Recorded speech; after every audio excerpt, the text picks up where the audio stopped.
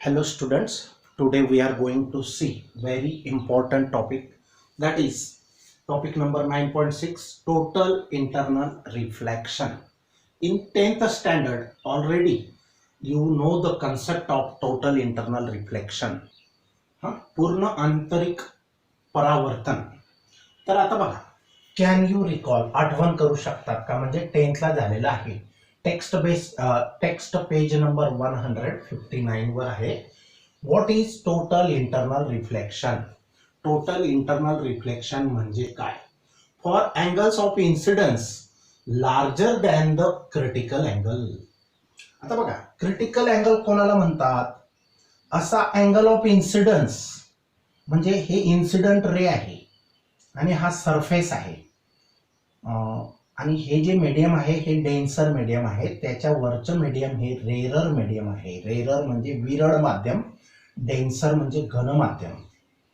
जेव्हा रे हा घन माध्यमातून रेरर कडे जातो, परंतु त्याचा असा अँगल ऑफ इन्सिडन्स की त्याचं जे रिफ्रॅक्शन आहे त्याचा अँगल ऑफ रिफ्रॅक्शन हा 90 डिग्री असतो. ही नॉर्मल आहे, ही dotted line normal to the surface X Y. तर हा याला म्हणतो आपण क्रिटिकल अँगल. याच्यापेक्षा जर अजून मोठा क्रिटिकल अँगल असेल, आता suppose I3 is a IC, C for critical angle. This third angle is a critical angle and this fourth angle of incidence I4 is a greater than a critical angle. मग असा जर critical angle पेक्षा मोठ्या अँगलला जर रे incident असेल तर ते totally internally reflect होतं, ते बाहेरच्या मीडियम मध्ये जात नाही जरी मीडियम चेंज झालं. आता बघा, for angles of incidence larger than the critical angle, असे अँगल ऑफ इन्सिडन्स की जे ह्या क्रिटिकल पेक्षा मोठे आहेत. The angle of refraction is larger than 90 degree. आता या क्रिटिकल अँगल साठी अँगल ऑफ रिफ्रॅक्शन हा 90 डिग्री असतो, पण हा क्रिटिकल पेक्षा जर हा मोठा असेल, incident angle of incidence greater than the critical angle for which the angle of refraction, आता या ठिकाणी हा अँगल ऑफ रिफ्रॅक्शन हा ग्रेटर दॅन 90 आहे, ग्रेटर दॅन 90 आहे. आणि मग अशा वेळेला जो रे आहे, इन्सिडंट रे, तो दुसऱ्या मीडियम मध्ये न जाता तो त्याच मीडियम मध्ये टर्न होतो. यालाच internal total internal resistance, total internal reflection असे म्हणतात. आता बघा, समजतंय? For angles of incidence larger than the critical angle, असा अँगल ऑफ इन्सिडन्स की जो क्रिटिकल अँगल पेक्षा मोठा आहे. क्रिटिकल कोणाला म्हणायचं? की असा अँगल ऑफ इन्सिडन्स की ज्याच्यासाठी अँगल ऑफ रिफ्रॅक्शन हा 90 डिग्री, म्हणजे हा रे या सरफेस वरती हॉरिझॉन्टल जात आहे, ट्रॅव्हलिंग करत आहे, म्हणजे हा अँगल टोटली 90 डिग्रीचा असेल, त्याला क्रिटिकल म्हणतात. आणि अशा क्रिटिकल पेक्षा जास्त, ग्रेटर, या क्रिटिकल पेक्षा हा ग्रेटर असेल तर हा रे बाहेर रेरर मीडियम मध्ये न जाता, रिफ्रॅक्ट न होता तो रिफ्लेक्ट होतो, आणि यालाच टोटल इंटरनल रिफ्लेक्शन असं म्हणायचं. बघा, the angle of refraction is larger than 90, हा या 90 पेक्षा हा ग्रेटर आहे, तेव्हाच तो टर्न होतो. दस ऑल द इन्सिडंट लाईट, मग सगळा जो इन्सिडंट लाईट आहे gets reflected back into the denser medium, त्याच मीडियम मध्ये तो परत येतो, डेन्सर मीडियम आहे. तर this is called total internal reflection. आता question number 2, sub question number 9 बघा. Under what condition is total internal reflection possible? Total internal reflection शक्य होण्यासाठी काय अटी आहेत? Explain it with suitable example, त्याला काहीतरी एक्झाम्पल ची जोड देऊन एक्सप्लेन करा, स्पष्ट करा. आता बघा, कंडिशन अशा आहेत फॉर टोटल इंटरनल रिफ्लेक्शन, म्हणजे असं केव्हा घडतं, आणि हे फार फार फायद्याचे आहे आजच्या जगामध्ये. आणि त्याच्या डिस्कवरी झाल्यामुळे आपण ऑप्टिकल फायबर बनवू शकलो. ऑप्टिकल फायबर आता काय आहे ते पुढे येणारच आहे. तर बघा, conditions for total internal reflection काय आहेत? Light ray must travel from denser medium to rarer medium.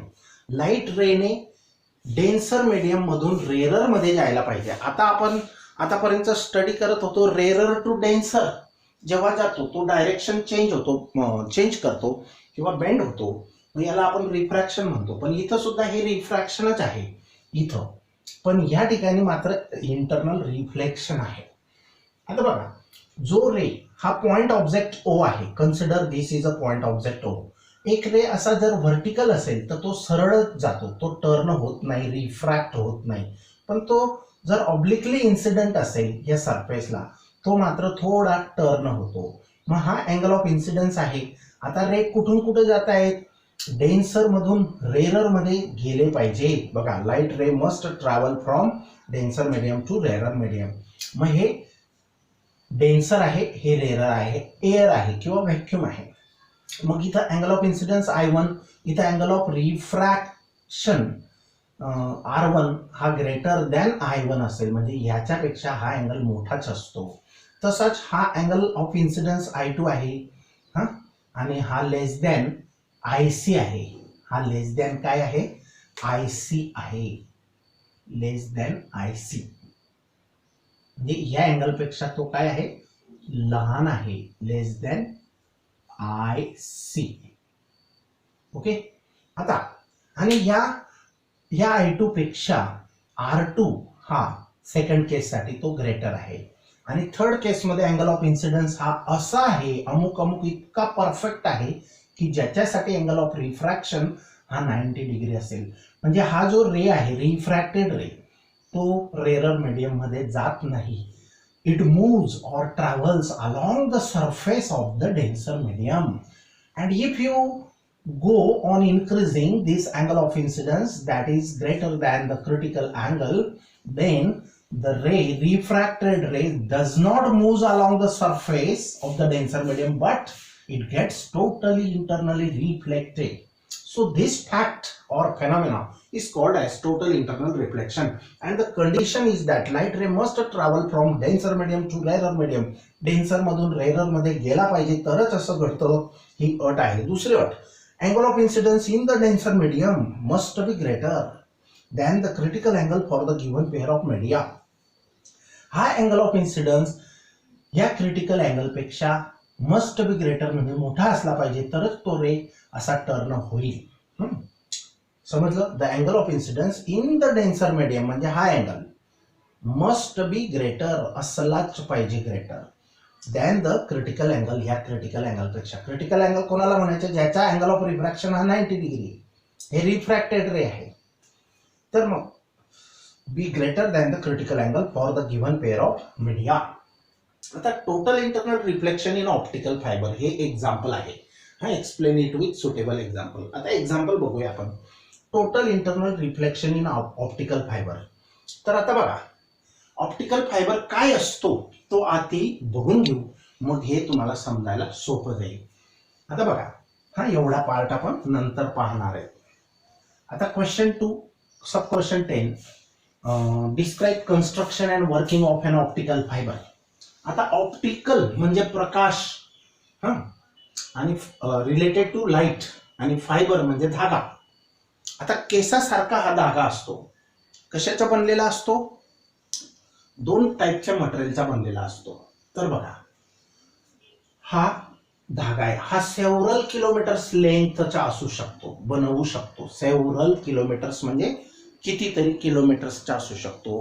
हा, मोर दॅन 1 किलोमीटर म्हणजे 10, 100 असं बंडल बनवू शकतो.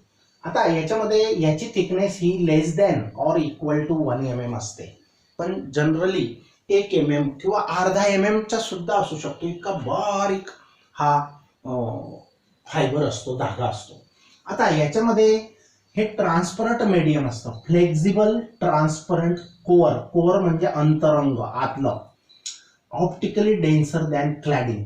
आता क्लॅडिंग कोणतं आहे? हा व्हाईटिश पार्ट जो दिसतोय त्याला क्लॅडिंग म्हणतात. क्लॅडिंग म्हणजे कव्हर, वरचं कवच. फ्लेक्झिबल क्लॅडिंग. आता फ्लेक्झिबल म्हणजे काय? हा धागा असा आहे की त्याला वाकवला तरी वाकू शकतो, त्याला बेंड करू शकतो, बरोबर. आता हे बघा, हे फ्लेक्झिबल आहे. फ्लेक्झिबल आहे म्हणजे काय? त्याला वाकवलं तरी त्याचं काही बिघडत नाही. मग हा तसा फ्लेक्झिबल क्लॅडिंग पण फ्लेक्झिबल आहे आणि रेरर मीडियमचं काम करते आणि कोअर सुद्धा अशा मटेरियलची आहे. दोघांचं मटेरियल वेगळं वेगळं आहे, दोघांची रिफ्रॅक्टिव्ह इंडेक्स वेगळी वेगळी आहे. या क्लॅडिंगची रिफ्रॅक्टिव्ह इंडेक्स ही कमी असते आणि कोअरची रिफ्रॅक्टिव्ह इंडेक्स ही जास्त असते.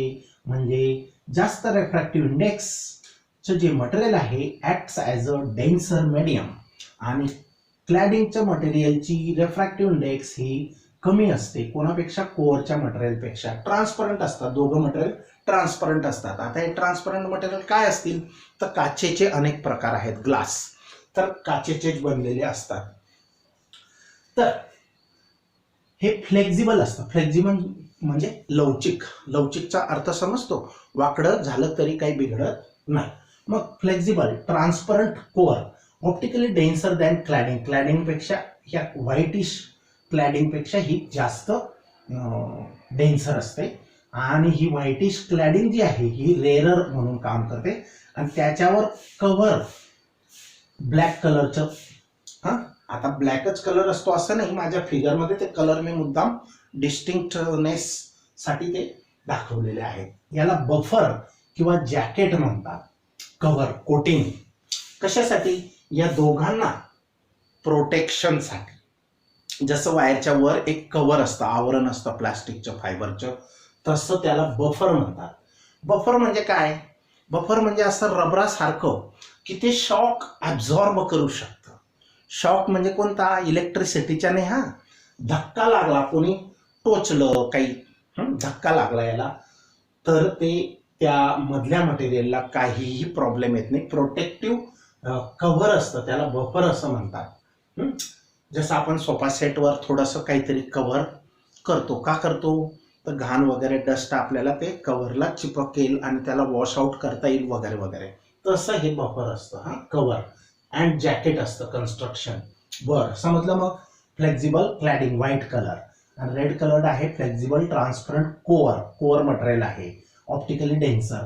दोघेही काचच आहेत पण ह्याचं डेन्सिटी डेन्सरनेस जास्त असतं और रिफ्रॅक्टिव्ह इंडेक्स याची जास्त असते आणि याची रिफ्रॅक्टिव्ह इंडेक्स ही कमी असते. आणि वरच्या जॅकेटचा काही प्रश्न नाही, ते नुसतं कव्हरचं काम, कोटिंगचं काम करतं आणि हा सेव्हरल किलोमीटर्स पर्यंत लांब बनवू शकतो. सेव्हरल. आता बघा, an optical fibre consist of an extremely thin transparent and flexible core. ही अगदी बारीक असते. आता तुम्हाला समजण्यासाठी ते हायलाइटेड मोठी फिगर आहे. तर optically flexible transparent and flexible core असते surrounded by an optically rarer flexible cover called cladding. Optical fibre consist of an extremely thin. Extremely means very very thin, फारच बारीक, फारच बारीक. ट्रान्सपरंट पण असते म्हणजे काचेचीच असते ती. अँड फ्लेक्झिबल, फ्लेक्झिबल पण असते, लवचिक. कोअर, कोअर म्हणजे आतला भाग असा. Core surrounded by an optically rarer flexible cover. त्याच्यावर हा अजून दुसरा कव्हर असतो व्हाईट. आता व्हाईट म्हणजे समजण्यासाठी माझा व्हाईट आहे पण तिथं वेगळा कलर असू शकतो. Called cladding. त्याला काय म्हणायचं? क्लॅडिंग म्हणायचं. आता बघा, for protection the whole system is coated by a buffer and a jacket. ह्या दोघं लेअरचं फार महत्वाचे लेअर आहेत, त्यांना कव्हर करणे गरजेचे आहे. म्हणून बफर आणि जॅकेट कव्हर त्यांना केलेलं असतं. The whole system. सिस्टम म्हणजे ही सिस्टम, या दोघं लेयर्सची सिस्टम आहे आणि ते कव्हर केलेलं आहे. त्याला बफर किंवा जॅकेट असं म्हणतात. ते वेगळं मटेरियल असतं, रबरी किंवा असं, म्हणजे शॉक म्हणजे धक्का सहन करू शकेल, स्प्रिंग सारखे ऍक्शन. आता entire thickness of the fibre is less than half mm. या फायबरची थिकनेस हाफ mm पेक्षा पण कमी असू शकते. Half mm, less than half mm. Many such fibres can be packed together in outer cover or cable. एकच केबलमध्ये, बोटा एवढी जाड केबल असते, तिच्यामध्ये मेनी थाउजंड्स ऑफ धागे याच्यामध्ये बसून एकत्र ती केबल बनवता येते. आता हा एकच धागा आहे, असे अनेक धागे एकत्र केले आणि त्याची केबल बनवली जाते आणि सिग्नल हा प्रत्येक धाग्यामधून पाठवला जाऊ शकतो वेगवेगळा. बरोबर. आता हे झालं कन्स्ट्रक्शन, हे येऊ शकतं, व्हेरी इम्पॉर्टंट आहे. आता वर्किंग, हा काम कसं करतो बघा. हा फायबर आहे, हाच फायबर हा आहे, याची ही इंटरनल मटेरियल एवढं व्हाईट आणि रेड हे एकत्र आहे इथं, आणि हे जॅकेट आहे वरचे, हे जॅकेट आहे किंवा त्याला बफर म्हणतो आपण.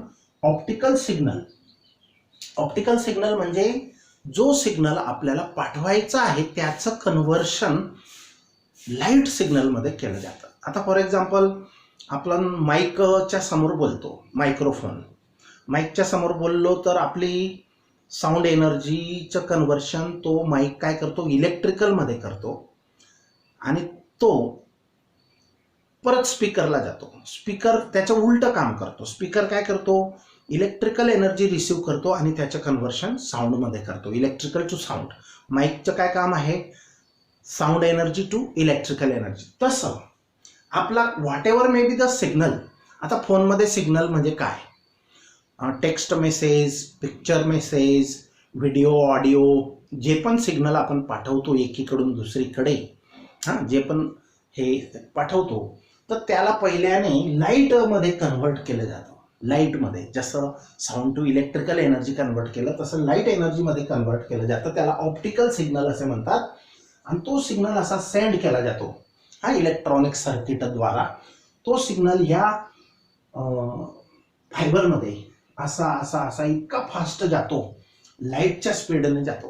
पूर्वी लँडलाईन फोन होते, तर ते फोन आपण रिंग केल्यानंतर बराच वेळ वेटिंग करायची, तेव्हा कुठं तो दुसरा ज्याला लावलेला आहे त्याला फोन लागायचा. मग हे लेट का व्हायचं, कारण पूर्वीच्या वायर ह्या कॉपरच्या वायर होत्या आणि एका केबलमध्ये 2, 4, 8, 10 वायर असायच्या. त्या एकदम बारीक, त्या पण बारीक होत्या, पण त्याच्याही पेक्षाही बारीक आहे. एकच केबलमध्ये थाउजंड्स ऑफ फायबर आपण एम्बेड करू शकतो किंवा त्याच्यामध्ये मर्ज करू शकतो, फिक्स करू शकतो. तर हा fibre acts as a pipe through which the light flows. This fibre acts as a light through which A light can flow. आता बघा या ठिकाणी हे टर्न झालेले आहेत, ह्याला टोटल इंटरनल रिफ्लेक्शन म्हणायचे. इथं झाले, इथं झाले, इथं झालेले टोटल इंटरनल रिफ्लेक्शन. आता हा काम कसं करतो बघा. Working of optical fibre is based on the principle of total internal reflection. Main point, optical fibre, optical म्हणजे काय, प्रकाश, फायबर म्हणजे काय, धागा. प्रकाशाशी संबंधित असा हा धागा बनवलेला आहे, काचेचा आहे, पण वेगळ्या प्रकारची काच असते. 2 प्रकारच्या काचेचा तो बनवलेला आहे. ही काच वेगळी, ही काच वेगळी. आतल्या काचेचं रिफ्रॅक्टिव्ह इंडेक्स जास्त असते, act as a denser medium, आणि त्याच्या आउटर जे क्लॅडिंग आहे त्याची रिफ्रॅक्टिव्ह इंडेक्स कमी असते, acts as a rare medium, आणि त्याच्यावर ते कोटिंग तर फक्त प्रोटेक्टिव्ह असते, त्याला बफर किंवा जॅकेट असं म्हणतो आपण. मग हे कशावर आधारित आहे ऑप्टिकल फायबरचं काम, हे working of optical fibre is based on the principle of total internal reflection. बघा ही गोष्ट माहिती झाली नसती तर हा बनवला गेला नसता. म्हणून तो हे मेन पॉइंट आहे, प्रिन्सिपल ऑफ टोटल इंटरनल रिफ्लेक्शनवर तो काम करतो. And optical signal, optical signal आत्ताच सांगितला कोणाला म्हणतात, रे ऑफ लाईट. म्हणजे जी माहिती तुम्हाला पाठवायची आहे, पोचवायची आहे, द इन्फॉर्मेशन, मग ते टेक्स्ट असो, पिक्चर असो, साऊंड असो, काही पण असो, तर the information you want to send is first converted into light. For that some instruments are there, or electronic circuit is there, that you will study in electronics engineering and telecommunication, ENTC, electronics and telecommunication engineering मध्ये शिकू शकणार. And optical signal म्हणजेच ray of light entering the core, कुठं entry करतो, तो core मध्ये, suffers multiple total internal reflection, तो suffering करतो म्हणजे प्रवास करतो. मल्टिपल म्हणजे बहुधा, मेनी टाइम्स, मल्टिपल. काय होतं त्याच्या टोटल इंटरनल रिफ्लेक्शन्स खेळतो तो असा आतमध्ये. Before emerging out after several kilometres. हा धागा जितका किलोमीटर असेल, इथून तो मुंबईपर्यंत असेल, आणि तिथं तो सिग्नल इमर्ज म्हणजे बाहेर निघेल, मग परत त्याला रिकन्व्हर्ट करणार. म्हणजे आपण कोडिंग केलेलं आहे आणि तिकडे डी कोडिंग करतील. आता बघा आपण काय केलं, साऊंड पाठवायचा आहे, फोन करायचा आहे. फोनचं कन्व्हर्शन आपलं सिग्नल साऊंडचं कन्व्हर्शन कशामध्ये केलं जाईल, लाईटमध्ये केलं जाईल आणि तो लाईट या फायबरमधून पाठवला जाईल. परत तिकडे जिथे ज्याला फोन केलेला आहे तिथं असं इन्स्ट्रुमेंट असेल, म्हणजे आपला फोन असेल, फोन हा एक इन्स्ट्रुमेंट आहे. मग हा फोन काय करेल, त्याचं तो लाईट सिग्नल रिसीव्ह करून त्याचं कन्व्हर्शन साऊंडमध्ये करेल आणि तो आवाज आपल्याला ऐकू येईल. लाईटचं काही आपल्याला समजणार नाही कसा आला आणि काय झालं. ओके, तर असं ते आहे. तर total internal reflections before emerging out after several kilometres. हां, तो निघेल कुठं, हे कंटिन्युअस नॉनस्टॉप चालू राहील जिथं जिथं जायचंय. The optical signal travels with the highest possible speed. हा जो ऑप्टिकल सिग्नल आहे हा खूप स्पीडमध्ये चालतो आणि म्हणून आपण फटाफट आपले फोन इथं लावला की लगेच मुंबईला, लगेच अमेरिकेला लागेल. म्हणजे त्याचा स्पीड हा near to the speed of light असतो. स्पीड ऑफ लाईट किती आहे, 3 लाख किलोमीटर पर सेकंड आहे. In material the emerged optical signal has extremely low loss in signal strength. जो निघालेला सिग्नल आहे, पाठवलेला सिग्नल आहे तिकडे ज्यांनी रिसिव्ह केला, त्याची स्ट्रेंथ ही फार लॉस होत नाही. Very low, extremely low loss in signal strength. म्हणजे काय, आता बघा पूर्वीचे जे फोन होते लँडलाईन म्हणायचो आपण त्यांना, त्याच्यासाठी वायर जमिनीमध्ये टाकली जायची. तर आता आपण टाकली जाते, पण OFC अशी खून गाडलेली असते बघा, तिच्या खालून एक वायर गेलेली असते, ही पण केबलच असते, पण OFC ऑप्टिकल फायबर केबल. बघा अशा रोड साईडला पिवळ्या रंगाच्या दगडाच्या खुणा, सिमेंटच्या खुणा असतात आणि त्याच्यावर OFC असं शॉर्ट फॉर्म लिहिलेला असतो, ऑप्टिकल फायबर केबल. मग जो सिग्नल पूर्वी पाठवला जायचा वायरमधून, तारेच्या कॉपरची वायर राहायची त्याच्यामधून जो पाठवला जायचा तो वीक होऊन जायचा. इकडे जोराने बोलावं लागायचं तेव्हा कुठं त्याला ऐकू जायचं, तो हळूहळू म्हणजे लॉस व्हायचा, सिग्नलचा लॉस व्हायचा. तसं आता मात्र इथून तुम्ही कितीही हळू बोला तितकाच हळू आवाज तिथं ऐकू येईल. म्हणजे there is no extremely very low loss in signal strength. आता तुम्हाला हा भाग समजला. आता बघा पुढचा भाग, total internal reflection in optical fibre. हे समजायला एकदम इझी पडेल. Consider an optical fibre made up of core. एक ऑप्टिकल फायबर कन्सिडर करा, made up of core of refractive index N1 and cladding of refractive index N2, पण N1 is greater than such that N1 is greater than N2. आता ह्या आतल्या red coloured मटेरियलची refractive index N1 आहे core, आणि क्लॅडिंग N2 म्हणजे whitish कलरची, त्याची रिफ्रॅक्टिव्ह इंडेक्स N2 आहे. रिफ्रॅक्टिव्ह इंडेक्स कमी, लेस चा earth it acts as a rarer medium and N1 denser medium acts as a denser medium. आणि अटच आहे टोटल इंटरनल रिफ्लेक्शन साठी की it must travel from denser medium to rarer medium. So this condition satisfied here in the optical fiber. When a ray of light is incident from a core or denser medium मधून जेव्हा light incident केला जातो म्हणजे पाठवला जातो, send केला जातो, the refracted ray is bent away. हे जे रिफ्रॅक्टेड रे होतं ते बेंट झालं, bent away from the normal. ह्या नॉर्मल पासून ते लांब जातं, bent away from the normal. ही बघा ही नॉर्मल आहे आणि त्याच्यापासून हे रिफ्रॅक्टेड रे जे होतं ते जास्त दूर गेलं. ऍक्च्युअली ते रिफ्लेक्टेड झालं सेम मीडियम मध्ये, पण रिफ्रॅक्टेड जर हा अँगल आपण ग्रेटर ठेवला नसता तर ते रिफ्रॅक्टेड रे राहिलं असतं. बघा या 1, 2, 3, 4 केसेस मध्ये. तर the refracted ray is bent away from the normal at a particular angle of incidence IC. अशा अमुक एका पर्टिक्युलर अँगलला इन द डेन्सर मीडियम मधला. The corresponding angle of refraction, त्याच्या करस्पॉन्डिंग अँगल ऑफ रिफ्रॅक्शन हा in the rarer medium is 90 degree, पण तो rarer medium मधला. बघा ही डेफिनेशन आहे क्रिटिकल अँगलची. पॉइंट नंबर 5, असा angle of the angle of incidence in the denser medium for which the angle of refraction in the rarer medium is of 90 degree, such an angle of incidence for which the angle of refraction in rarer medium is of 90 degree, such angle of incidence is called as critical angle. For angles, आता त्याच्यापेक्षा जर greater angle of incidence घेतला I4 greater than IC, For angles of incidence greater than IC, the angle of refraction become larger than 90.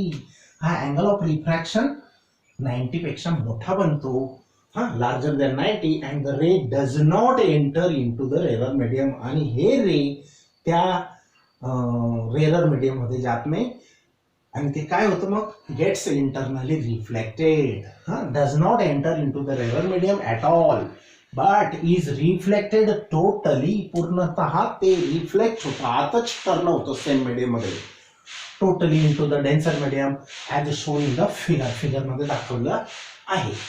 आता हा जो रे असतो, आता बघा जो रे असा बाहेर निघतो तर सगळा रे पूर्ण बाहेरच जाईल असं नाही, तर काही पार्ट त्याचा असा थोडाफार इकडे टर्न होत जातो. मग असा जो हे असतो त्याला ग्रेजिंग रे असं म्हणतो आपण. आता ह्याला पार्शियल इंटरनल रिफ्लेक्शन पण म्हणतात. पार्शियल म्हणजे अर्धवट, पार्शियल म्हणजे पार्टली. तर समजलं मग, हे आहे very important topic. Now will stop here.